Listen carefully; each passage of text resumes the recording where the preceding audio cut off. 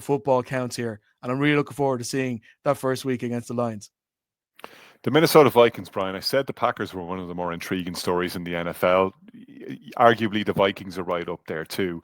JJ McCarthy comes in as the quarterback in an unusual situation for a, quote unquote rookie. I know, again, he's in his second year, but he didn't play last year. So this effectively is his rookie season. Normally, when you are a high first round draft pick as a rookie QB, you're coming into a team that's in chassis and you're handed over the keys of a car that's on its way to the scrapyard. That's not the case with the Vikings, who won 14 games last year, who have one of the best offensive minds in the NFL, coaching them, player that we've seen literally take quarterbacks off the street and get them functioning and get them winning. This guy can work miracles. JJ McCarthy's going to be throwing the ball to Justin Jefferson. He's not going to be throwing the ball to Jordan Addison for a couple of weeks because he's suspended for the first 3 weeks of the season. He's got the running backs. He's got the O-line. They've got the defense locked down as well under Brian Flores and with the talent they have on that side of the ball. So this is an exciting place for a rookie quarterback to be. Flip side of that, though, is you come in with expectations on your head because you can win 12 or 13 games and still not be as good as the other guy was last year. Yeah, and they've shown great faith in him. Bearing in mind there was the conversation whether they would try to secure Sam Darnold for another year. There was even a conversation whether Daniel Jones would be considered as the next man up once Sam Darnold made that decision. Aaron Rodgers put in the call there as well. There was Aaron Rodgers, who was, let's be fair, it looked like he was withstanding any offers from any other teams, hoping that the Vikings would give him the opportunity to kind of run it back Brett Favre style and finish his career with the Vikings. But they didn't. They held off, and they held off convincingly. That there was no shadow of doubt. They were convinced that this is the guy to lead this team forward. And you're right, Conor. We're talking about a guy coming into the league in his second year, but ultimately he is a rookie. I think they've tried to go down the model in which the Chiefs did. The difference with the Chiefs was they had Mahomes sitting on the sideline for a year watching everything. JJ McCarthy was sitting on the sideline watching it through injury, and he had no opportunity to even be considered to play even late on in the season. It's a huge test for them. I think to be thereabouts. I think they're a fantastic side. And Kevin O'Connell is a fantastic head coach. I mean, we had an opportunity to interview him a couple of years ago. Very smart, very efficient. Spoke brilliantly about his time coaching Matthew Stafford. He's got all the attributes to make sure he is a great quarterback. And he does really successfully. If you date back to 2 years ago when he brought in Romeo Dobbs for that period, Conor, and we were referencing him. He didn't even know the playbook, and he still found a way to navigate a victory using him. Josh Dobbs. We met him in Vegas. Romeo Dobbs has been the wide receiver for the Packers. He'd do well to be a wide receiver. See, I'm all in flux because of the Micah Parsons news. But yeah, we had an opportunity to speak to Dobbs. But just to that point, like, he took a quarterback within a week of a trade, turned it around, he found a victory, and that's because of the nature of a fantastic head coach. So you would think under him, he can really blossom and have a fantastic season. But the pressure's on this team because we saw the way the season ended. We're talking about teams, going out flat at the end of the season.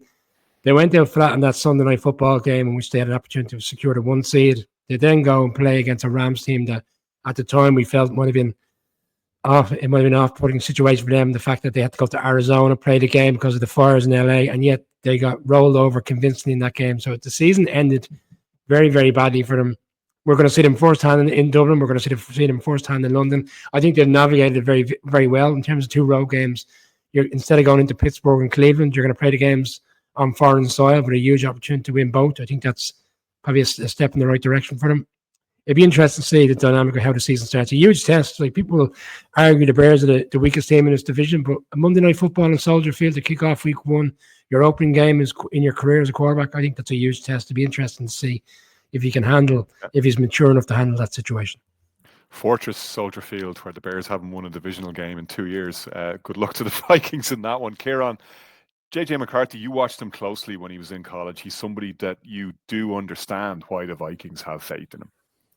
Oh, absolutely. I mean, national championship with Michigan, kind of pushed along by Harbaugh when he was there. Sharon Moore, a lot of great coaching he had there. The kind of knock on him with that team was he was kind of classed as a game manager. He had Blake Corum and he had Colson Loveland and players like that. And he was tasked with just keeping Michigan in the game and let the defense do its thing. And I think that's going to be a similar situation this year in Minnesota. Because he's been classed or was classed in college, I think he was frustrated last year by missing that first year. He wants to change that narrative because he's kind of been classed as the game manager we all know is kind of a knock on a quarterback, on a player. I think he wants to just let it loose out there. He wants to use the weapons that he's been given now in the pros. But I think what's going to happen is this defense is going to bail him out a lot. It's similar to how Michigan was. They just, they round the ball a lot at Michigan, and they let the defense just overpower the other teams. And I think that's going to be a similar situation. I do see him, breaking out and becoming more of an offensive, downfield threat and using those weapons, because Jefferson is going to want the ball. Addison, whenever he gets back, he's going to want the ball too. But I think for me, the defense of this Vikings team is really going to be the calling card. This is a defense that was 10th in pressure rate. They were number 4 in the league with 49 sacks last year. And you got Brian Flores pulling the switches and just changing up looks all the time with this team. I mean, we all know who's back there. Metellus, Jonathan Allen is a who's who, Harrison Smith, Andrew Van Ginkel, Byron Murphy, and they're all conducted by Brian Flores. I don't think anyone thinks 14-3 is really going to be an option for them this year. But I mean, again, there's similar weapons. It's a different guy back there under center. He's going to definitely have some teething issues. He's going to have some, control issues in the first probably 5-6 games. There will be some picks, there will be turnovers, and it'll kind of test the faith of the Vikings fans. But I think they've got to look at the longer picture here. Very competent quarterback. He's well groomed in the high school and the college ranks. This is the next kind of step up for him. Obviously, really disappointed with missing all of last year. He's eager to go, and I think his energy and his drive is really going to push that offense. But it's the Vikings defense that's going to keep them in it a lot in the early stages of the season, probably till he starts finding his footing.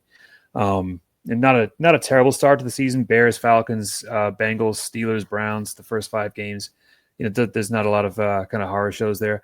But this defense, again, I harp on this defense so much because if we think back of last year when the Giants opened, it really opened my eyes to this Vikings defense, and they absolutely destroyed and demolished that Giants team that game.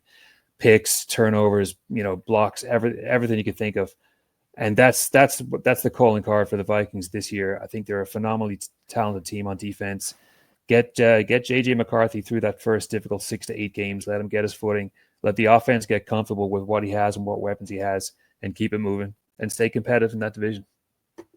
Shane, how much weight, though, should we put on the final 2 games of last season? And admittedly, obviously, that's a very small sample, and you can't ignore the fact that they won 14 games before then. But they did get rinsed by both the Lions and the Rams then in the playoffs.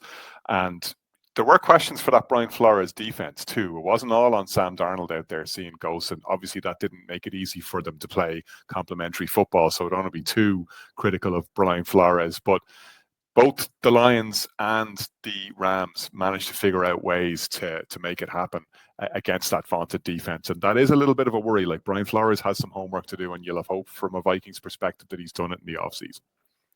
You're right. He does have some homework to do, but I think unlike the AFC North, when we're talking about how teams are sort of stuck in motion of always repeating the same script, the Vikings, you could trust Kevin O'Connell and Brian Flores to do their homework and do it well. And you flip that to the fact that their opening part of the season is away to the Bears, relatively easy one.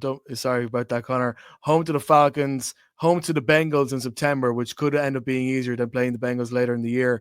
Coming to Dublin and then coming to London for a nice 2-week trip against the Steelers, which will be tricky, and then the Browns in London, by which point they'll be well accustomed to playing on this side of the world. That's a nice learning curve point to have when the defense and offense is trying to find ways to build from last year's collapse, which is what it was, and you're trying to get JJ McCarthy to set up in his new system, because it is going to take time. It's funny because we always talk about he's always been given so much faith. He hasn't always necessarily been given confidence and shown confidence by his staff and all those around him that he is the guy. He's been given faith in that he's earned the right to prove himself. But it is very much he needs time to prove himself. So it's going to take a while. I don't think the Vikings. I'm not quite sure what way we could look with the Vikings, because in a division with the Packers, who are taking a step forward, and the Lions, who are, among that elite goal standard of the NFC, and the Bears, who will be more difficult to play against. Once I joked about how they will probably get a nice victory in Soldier Field at the start. Where do they move And I find them probably the most difficult team to read, because I trust the coaching staff and I trust the talent of the players, but what direction they move in, I just don't know. Brian,